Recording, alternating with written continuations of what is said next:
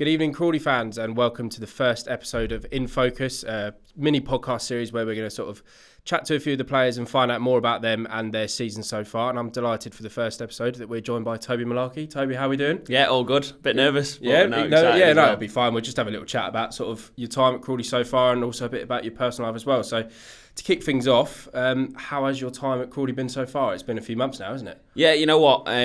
I think coming into pretty much, if you class it from June, you could say we're sort of 6 months in, which is, me and my partner were talking about it, funnily enough, a couple of days ago, just saying, and me and myself, how much I've loved it here so far. And it's one of those things in football, if you're in that mindset, things sort of come good for you. And I feel like that's what's happening with my performances. I love living down in the area. The fans have all been brilliant with me. So as things are going, obviously not in the strongest league positions just yet, but from a personal point of view, just loving my time here so far. Yeah, it was a long way to come, wasn't it, from the North East, from Grimsby? It must have been a big sort of culture shock. Had you sort of lived down here in the past before? Did football ever sort of taken you down here, really? You know what? I'm a bit of a believer that things sort of happen for a reason. So I'd always been a homeboy. I'd never sort of flew the nest. And then when I signed for Grimsby, I'd moved house for the first time. So that was my first experience living away from home. But comparing the two, obviously living in Grimsby to living in Brighton, no disrespect to Grimsby, but obviously I'm just much more comfortable here. And it sort of gave me the sort of maturity to finally live on my own, live with my partner, and I think it set me up for a successful time here down in Brighton where I'm living at the minute. And like I said, yeah, just loving it, loving every aspect of it. Yeah, what are the sort of main differences that you found so far? Is there just sort of, because I mean, one really good example from last year was Adam Campbell was up in Gateshead. He couldn't believe how expensive everything was down here. He said he was really struggling to adjust when he came down. Is there anything you sort of noticed really? Yeah, that's the big thing. I'd say rent prices are a lot higher. But again, there's just so much to do with it being such a big city. And like I said, you're an hour's train drive into London as well. So in terms of options for things to do outside of football, it's brilliant. And I think that's a big thing for any sort of professional person to be able to switch off is massive. So for me, my partner, we've got tons of stuff that we can do. Got the beach, we've got loads of things. So like I said, as an area to live in, genuinely do love it.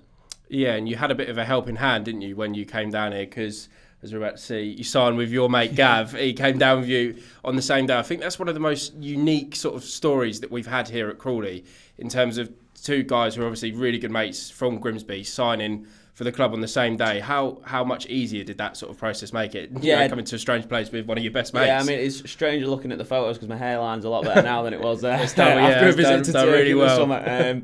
But no, it definitely made it a lot of a smoother transition. Obviously having that bond with Gav before, I think I did a year there with him at Grimsby, but we got really close. So to come here with him, it just made it so much easier for me to settle in, and we said the same to each other. I think that initial first week, if you don't know anyone, it can always be tough. But to have each other, it just sort of helped us relax into the group. We always had each other there to talk whenever we needed a chat. And I think we were in a hotel with each other for the first couple of weeks. So when we were again in the process of moving, when it can be quite stressful, it just made it so much easier. And, I owe a lot to him for that because he was great for me in that situation. Yeah, and how did that sort of come about? Who found out first that they were coming to Crawley? Was it sort of a mutual time of, oh, sorry, mate, I'm off halfway down the country? And they're like, yeah, see you in a week or something like that. How did it go? It was a bit of a strange one. I was on holiday at the time in the Dominican with my partner, and then my phone rang probably after I'd had a couple of beers as well, so it wasn't the best time to be answering about it. But put on a brave face, obviously delighted with the news. And then I think Gav was a little bit later, so I hadn't officially signed yet. But Gav sort of had texted me saying, I think I'm coming along as well. And then straight away we were both just absolutely buzzing with the news. And it's one of those, you don't want to get too excited until it's officially done. But like I said, the fact that we both travelled down together on the same day, got signed the following day, I think it was, after all the medicals were completed, it was a great start to our Crawley careers. Yeah, and you've made lots of, obviously, new colleagues and new friends as well. You seem to be getting on with some of the likes of Jack Rolls. I've seen a few of your scare cams on the Instagram and everything.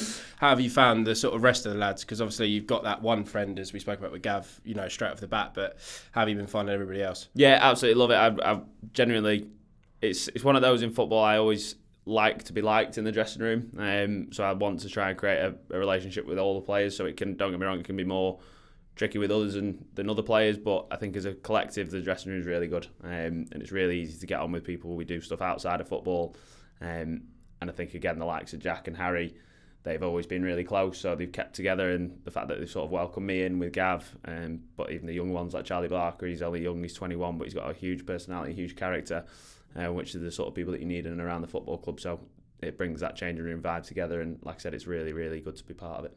Yeah, and all of that translates, doesn't it, into playing well with good performances. We kicked off the season brilliantly, obviously with you in the back line as well. And from then on, up until the Wycombe Wanderers Bristol Street Motors game, you played every single minute. I don't think anyone's probably ever done that for us. I mean, talk to us about how that felt. Were you sort of struggling by them? Was it in need of a break? Yeah, it was one of those, like, I want to play in every game. I'll play. I think that's what in my first interview when I did that was one of my challenges, just to play as many games as I can.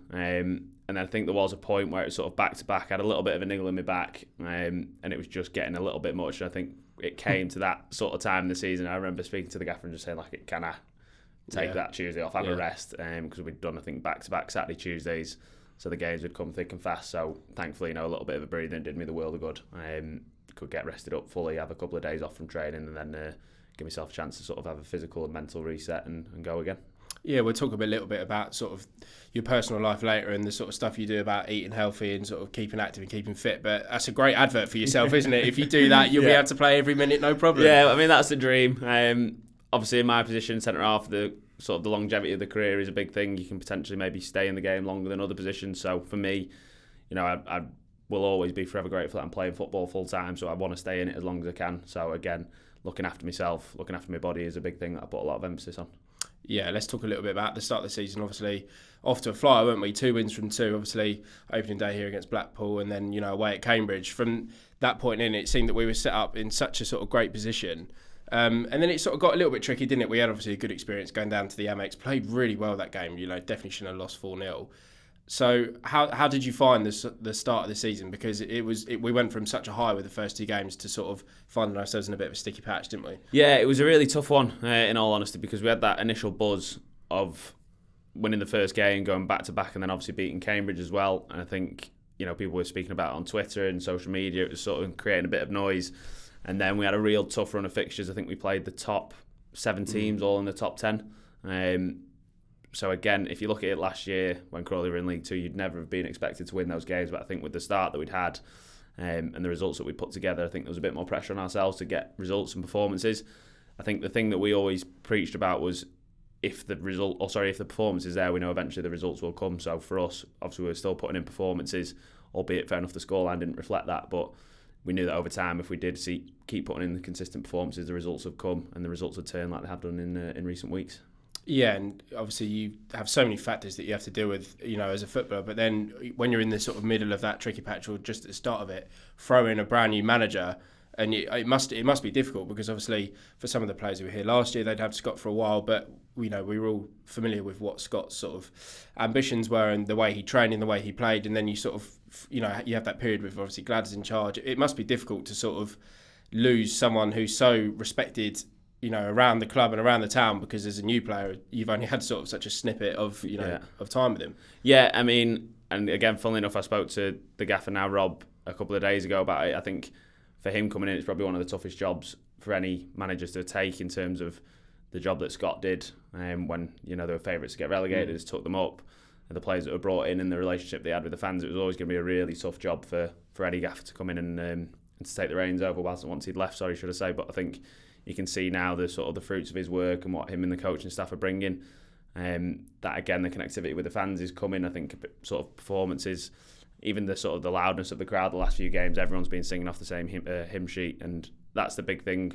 It can be tricky as players when you're going through those transitional moments in terms of losing a manager, but it's important to just stick to the process, trust what the new gaffer is saying when he comes in, and we have been doing, and like I said, now the results are coming, so that's the big thing that we want. Yeah, and it seems like that sort of transition period went really smoothly. Obviously, it was tough at the start. We had a few defeats under Rob, in his first few games, but even he was sort of in his interviews was very calm, just saying, look, it's natural, it's going to take time because there are a few changes, but also, as I mentioned earlier, at the same time the players are trying to snap out of this sort of losing streak that we've had. So there's a lot of factors, but as you say, it seems like we're sort of coming through the other side of that now. Yeah, definitely, and it was a weird sort of initial couple of weeks, to be fair, because there were, I probably sound a bit stupid saying it, but even, for example, the Reading game where we got beat 4-1, I thought we absolutely battered them in patches. Really good.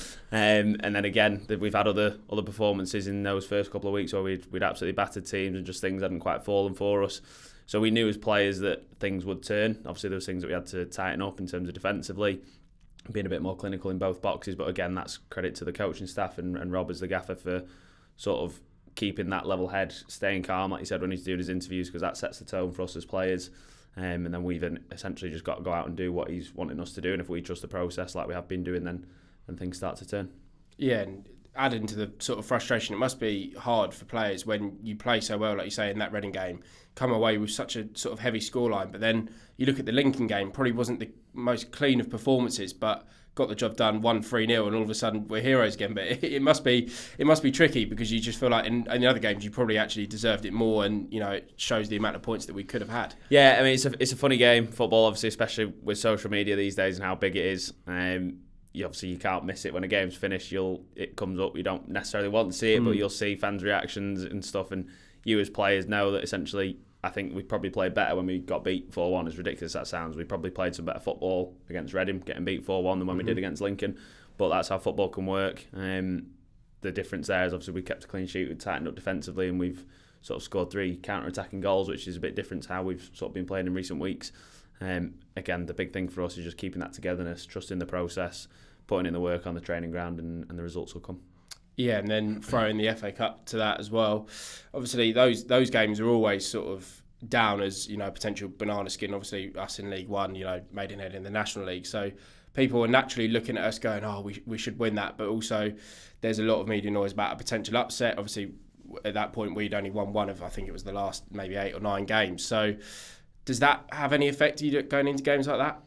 I think potentially maybe when you were younger it could have done, as you sort of class myself as a bit more of a mature level-headed player now, so I know sort of being 28 and especially doing the non-league route, I know how tricky those games can be, but if anything that makes you prepare mentally even more and switch on and make sure that it doesn't cause an upset.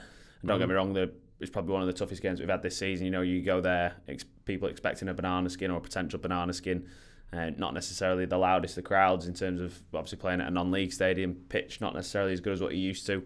And you're up against people that's their cup final really. I think they might be part-time team anyway, so for them it probably was their biggest game of the season, so they're desperate to put on a performance and prove why they should be in our shoes and not the other way around.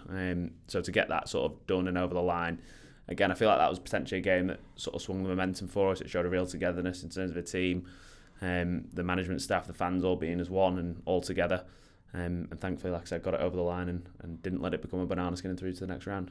Left it late though, didn't we? It was a little bit scary at one point, but you were the one who sort of came up with it. I mean, we can have a little look back at the goal here. In terms of a way to score your first Crawley goal, it probably isn't the cleanest, is it? It was, proper FA Cup style, this, into the box. Harry deals with it well, to be fair, cuts back.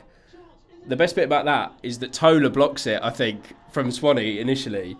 I remember Tola was trying to claim it the following when it looks like it almost touches his boot, doesn't but it? I think this is the angle that slows it down. Yeah. Luckily, I think it just goes away. Yeah, no, I think you've followed him through, yeah. But no, as goals come, probably not the cleanest of goals that I've ever scored, but I'll take it either way. Right place, right time. Exactly. You've got to be there, haven't you? Striker's instinct. Yeah, no, exactly for a centre-back, but yeah, it must have been a good feeling for you to obviously get the first Crawley goal in such an important game. And I suppose from that point on, you're thinking, please win, because then you played your part in what was actually a very good result. Yeah, it was a really, like I said, really pleasing thing to get my first goal. Obviously, want more. That's one thing that I've been speaking to the management staff about. Want more from set pieces, etc. So to get one there in the FA Cup, like I said, a big special feeling in difficult circumstances. But the big thing I think was obviously, once that went in, we got the equaliser. It was just not to lose the game, not to concede again. And I felt like with the time that the time that we scored at, it was only one team that was then going to go on and win it, which thankfully we did. And Tola with, I think it was his first goal as well, wasn't it? So yeah, two first-time scorers for Crawley and like 2 important goals as well. Yeah, and fast forward a few weeks, obviously here we are, and some really good performances of late, isn't there? Obviously we went on a little unbeaten patch, but unfortunately weren't able to pick up the 3 points. But we had draws like Bristol. By the end we're absolutely battering them, and should the game have gone on for another 5 or 10 minutes, you think surely we would have scored. So it shows, doesn't it, how far we've come under Rob since he's come in, and sort of a real sign of what's to come. Yeah, definitely. The big thing, and that's what a lot of teams struggle for, is that consistency. So if we can get that consistency, that shows the making of a top team, really. I mean, we don't want to be where we are in the table, but there's only us that can work on it and push ourselves as far as we can. And I think with the performances that we put on, there's no reason that we can't. We've gone toe-to-toe with some of the biggest teams in the league so far, and you likes of Bolton, Wrexham, Stockport, So we know if we're sort of compact and tight at the back and the forwards are ticking on the day, then anything can happen. Like I said, I've said it a couple of times, but it's just that togetherness as one. The coaching staff, the fans, the players, all singing off the same hymn sheet. Then we can hopefully do something special again this year.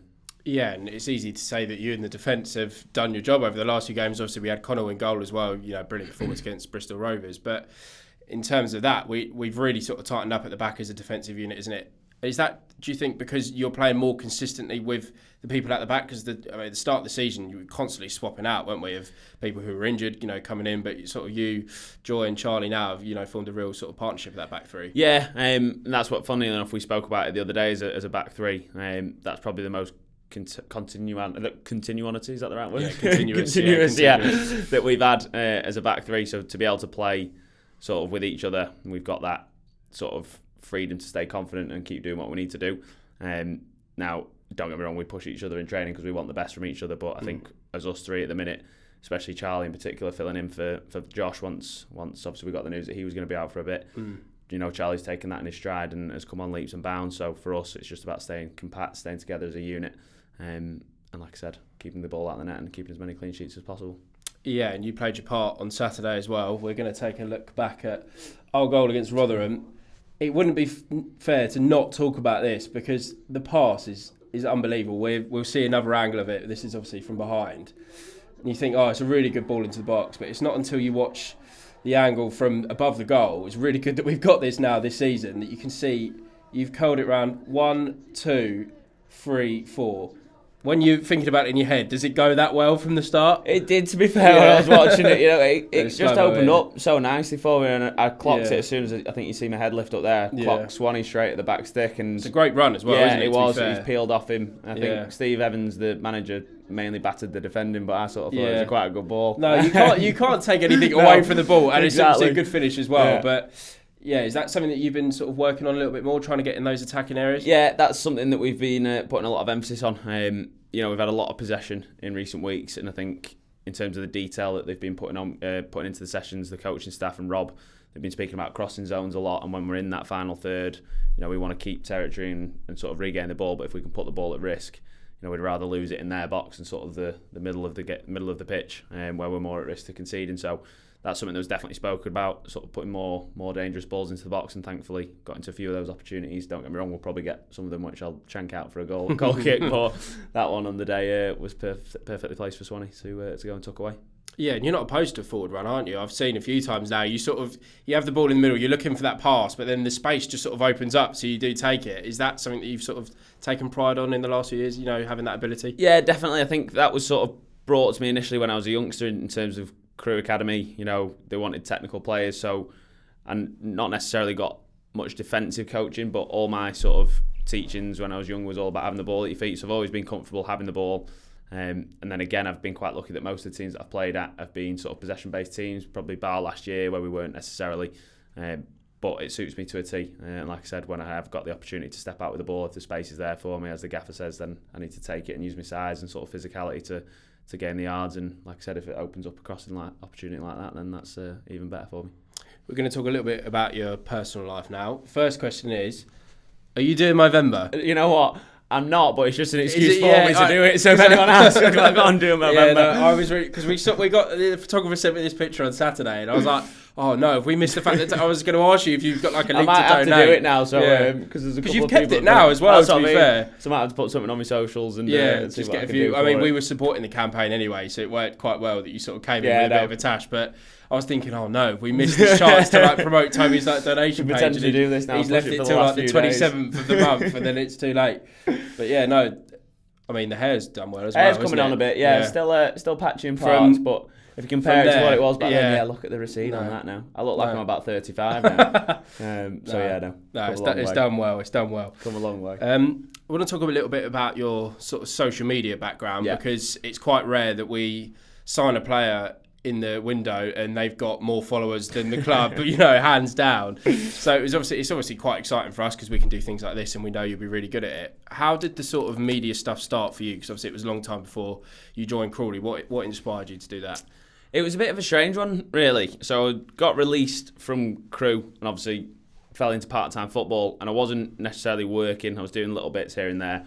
And it was actually in lockdown. I just had so much time on my hands, started making just a couple of little bits of content, nothing football based, and started to gain a bit of traction online with it. And then I sort of got more and more into the gym. Decided to do my personal training qualifications, which is something that I'm now still doing on the side, part-time. And the more content I was pumping out, the more people wanted to see it. And obviously the more followers I gained, the more people would come online for my online coaching. So that is the whole basis around it. Obviously doing my personal training degree, it ties in nicely with that. And I think with the football side of things, the higher up the leagues have gone, the more views it's got, and people are sort of interested in what it's like to be a footballer, what goes on behind the scenes. So it's all just about showing sort of my life, how I like to work, train, sort of the results I get for people that come on board wanting to lose weight or just get into shape. And for me, I think it's just good to keep me distracted from other things. Like, don't get me wrong, there's other things that I could be doing with my spare time, because football is a great job, but you're done most days by sort of 2:30, 3 o'clock. So you got a lot of spare time. So for me, using my time wisely for something to work on for the future when I finish, because realistically I'm not playing for Madrid. I need a career for after football. Don't know, it passes you never know, hopefully. It's hopefully just to set myself up for after football, a career in something that I enjoy doing and I'm genuinely interested in treating. Yeah, and you seem to have delved into a lot of the sort of behind the scenes of football this year, which is great to see, because obviously it gives our fans an insight, because we can only provide an insight from the club point of view and behind the scenes, but actually the player having a behind the scenes view is something that's really interesting. What I want to ask you is, how's it worked with the lads so far? Do they give you a lot of stick for it? Is it all right? Do you sort of have to go, getting the camera out here, lads? Like, is it a bit awkward? Or it's one of those, with the character that I am, I sort of, if people are going to batter me about it, I don't mind. I'll sort of take the mick out of myself for it. But again, the lads are all really open to it. Don't get me wrong. There's lads that I'll put a camera in front of compared to others that I maybe wouldn't, because I'd probably get a smack around the face if I viewed a few others. But yeah, no, like I said, the lads are all class about it. Even some of the coach staff, like Haffy's always asking to get in them. And yeah, like I said, it just gives fans, people that sort of follow me on social media, a bit of an insight into sort of what I do, how I live my life. Because there's not many footballers that do it, so it's an interesting thing. That's probably why it's doing so well, and why sort of my followers are taking off with it. But yeah, something that I'll carry on doing. Just won't be able to show any sort of team sheets or anything, because I'll probably get a bit of a telling off for that. Anything that sort of has to stay in the camp stays in the camp, but things that I can show is something that I will do. Yeah, and you've moved over to YouTube now, haven't you? Can give you a little bit of a plug here.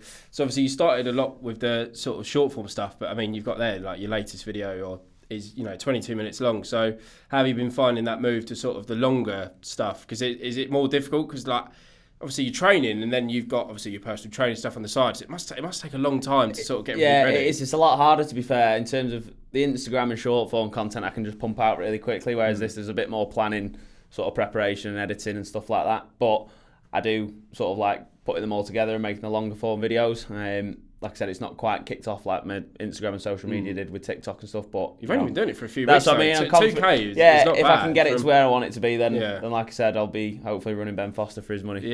Maybe getting him in a vlog as well. But no, like I said, I just enjoy doing it, and it's a little bit of a side hustle for me. So something for after football potentially to take full time. We'll have to find a way to get you the little camera on your chest so you could do the live it's a good idea, actually, Was it Ryan Tafazzoli from Wickham? He did the mic'd up stuff, didn't he? That was really mic'd good. up, and I don't know, potentially he's got like a body cam that he uses for training. It's always good to see. He's further ahead than me in his YouTube career, so that's what. But. Yeah, but no, it's good to give fans an insight, isn't it? Because it's something so rare. As I said, we can only give a certain aspect of behind the scenes, but to see what actually it goes into sort of the everyday side of being a footballer, because it isn't just sort of rock up on a Saturday and play. There's more to it. I think it's good for even just forming a connection between the players and the fans. It can almost be a bit difficult. I think, like you said, there's only certain bits that you can show and interviews that you can do after the game, but when people are seeing, I don't know, bits like me jumping out of Jack Rolls or whatever, and the fans are reacting, and I can interact with them back, etc., it can just helps. And like I said, in our position, every little bit that we can do will definitely help us.